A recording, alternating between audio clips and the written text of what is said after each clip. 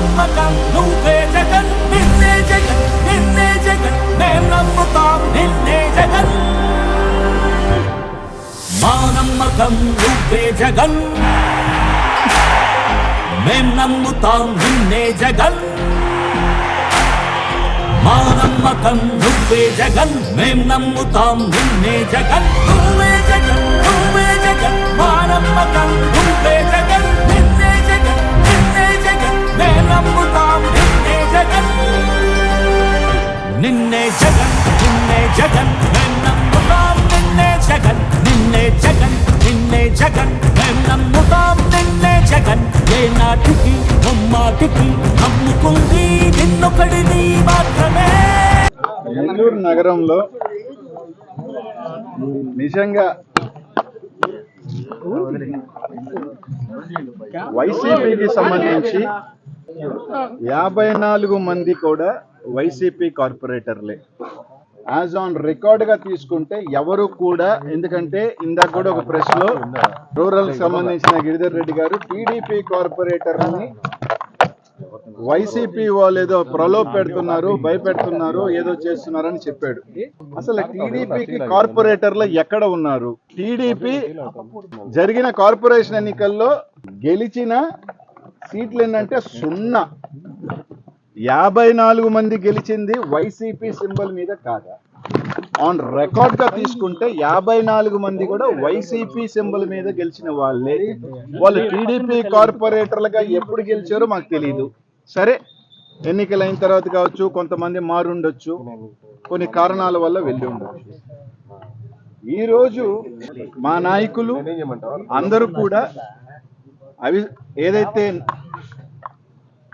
ఇది ఇచ్చారో 18వ తారీఖున మేయర్ని దించే కార్యక్రమం, నో కాన్ఫిడెన్స్ సంబంధించి మోషన్ ఇచ్చారు. దాని గురించి మేము ఒక క్లారిటీగా ఒకటి చెప్పారు. మేయర్ మా పార్టీకి సంబంధించిన మేయర్ కాదు. అంటే మా పార్టీ అంటే మా పార్టీలో గెలిచినప్పటికీ ఏ విధంగా ఈరోజు వైసీపీలో గెలిచిన కార్పొరేటర్ని తెలుగుదేశం కార్పొరేటర్లని ఏ విధంగా చెప్పుకుంటున్నారో,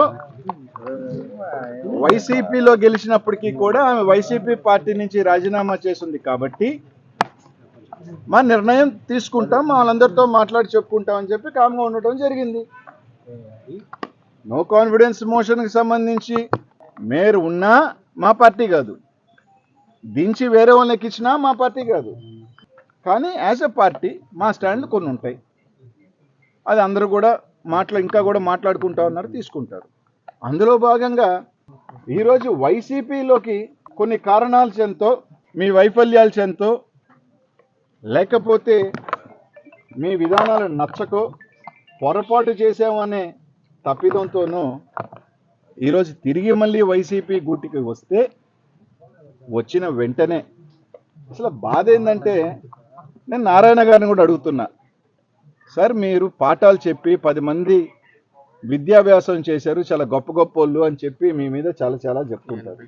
ఇదేనా మీరు నేర్పించేది? 8 నెలలు ఉంది పట్టుమని ఇంకా కార్పొరేషన్. మీరు కనీసం ఒక కార్పొరేటర్ని నిలబెట్టలా, ఆ కార్పొరేటర్ గెలిచేదానికి కష్టపడలా, ఆ కార్పొరేటర్ గెలిచేదానికి ఆర్థిక సహాయం చేయలా, కనీసం మీకు ఆ కార్పొరేటర్ల మీద హక్కు లేదు. కానీ ఈరోజు నెల్లూరు నగరంలో ఆ కార్పొరేటర్లు, గెలిచిన కార్పొరేటర్లు మళ్ళీ వైసీపీకి వస్తూ ఉంటే మాత్రం అనేక రకాల ఇబ్బందులు, అనేక రకాల కేసులు, అనేక రకాల ఇది జరుగుతూ ఉంది.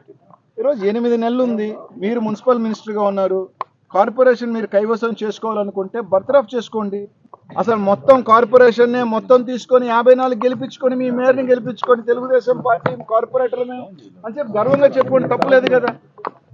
8 నెలల కోసం ఇంత దిగజారి అధికారం మీ దగ్గర ఉంది, మా దగ్గర లేదు. ధనబలం నారాయణ గారి దగ్గర కానీ విపిఆర్ గారి దగ్గర ఉన్నంత ధనబలం ఈ జిల్లాలో ఎవరి దగ్గరైనా ఉందే? కనీసం కన్నా ధనబలం వాళ్ళని పోటీ చేసే అంత ఉందే? ధనబలం లేదు, అధికార బలం లేదు, ఏమీ లేదు. మేము భయపిస్తున్నామంట.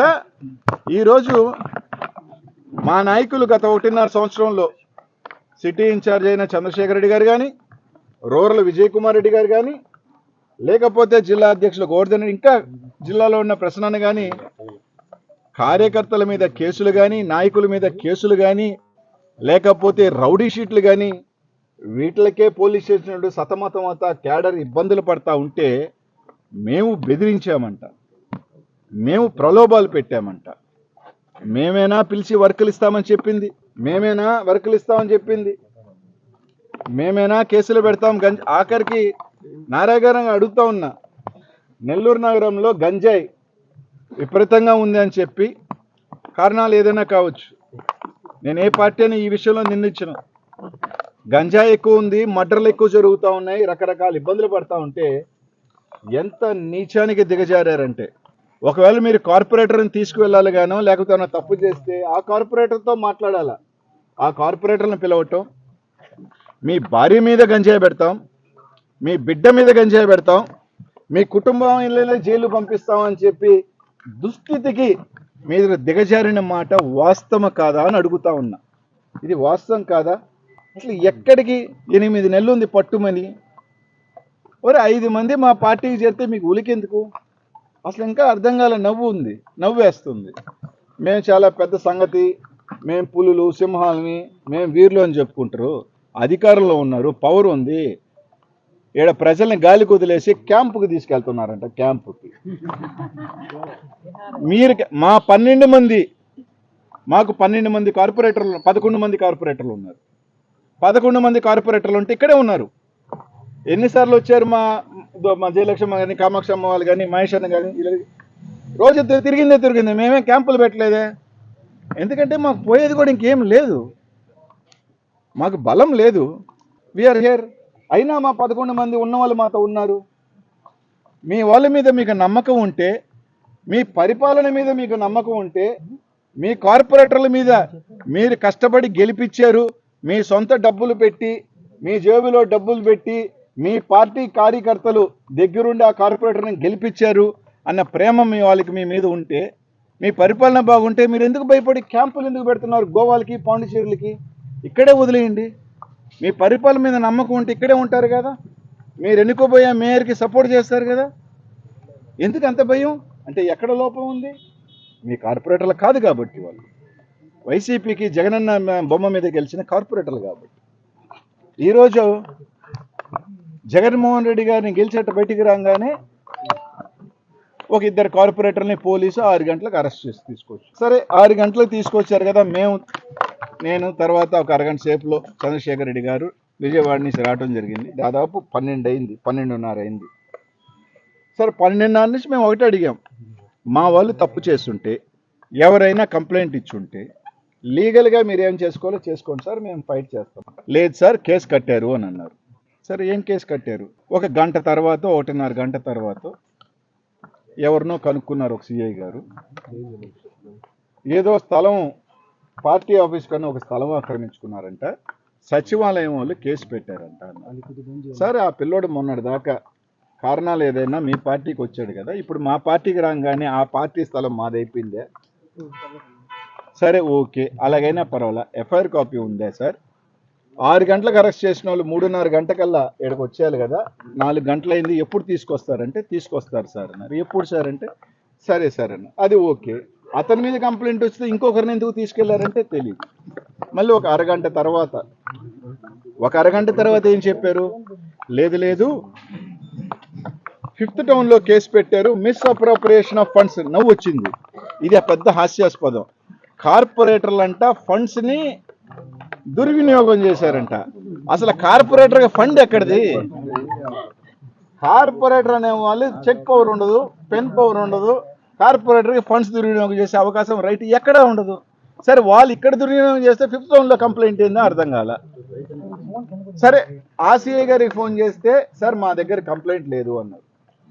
మళ్ళీ 5 నిమిషాలు ఏం సార్ 5th టౌన్లో లేదంటే, సరే వాళ్ళు పాపం పొరపాటు ఏం చేశారంటే 3 టౌన్ సిఐ 6 టౌన్ సిఐ ఇక్కడే ఉన్నారు కాబట్టి ఆ పోలీస్ స్టేషన్ చెప్పలేకపోయారు. ఇంకా మిగిలింది ఒకే పోలీస్ స్టేషన్, 4 టౌన్ పోలీస్ స్టేషన్లో సార్ అన్నారు. 4 టౌన్ సిఐ గారికి ఫోన్ చేస్తే కంప్లైంట్ చేయదు. లేదు సరే చెప్పలా